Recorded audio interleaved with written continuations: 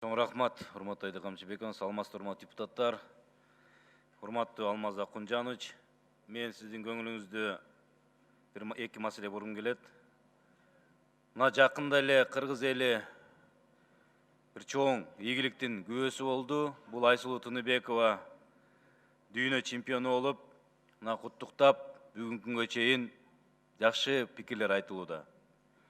Мына ошол чемпиондуктун аркасында албетте бегейсиз мээнет, колдоо турат.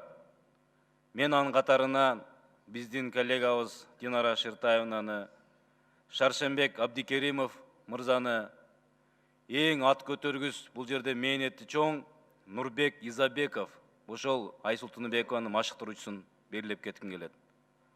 Мына өзү да белгилеп кеткендей, 10 жылдан ашык мээнеттин акыбети ушул алтын медаль болуп турат. Мен айтайын дегеним, күлүктү саяпкер таптайт. Мондай балбан кыздарды ушундай машыктыруучулар таптайт. Урматтуу Сооронбай Шарипович Айсулуу Тыныбековага 3 бөлмөлүү батир берип, чоң бир колдоо көргөздү. Эстафетаны мындай өкмөт албайбы?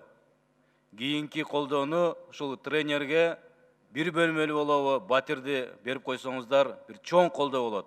Бул алдыдагы келе жаткан Токиодо өтүүчү Олимпиаданын астында эң бир чоң стимул болуп, Кудай буйруса кыргыз эл үмүт кылган Олимпиаданын чемпиону болот деген чоң үмүттүн актоосуна бир кошкон салымыңыздар болот. Ошону бир карап койсоңуздар.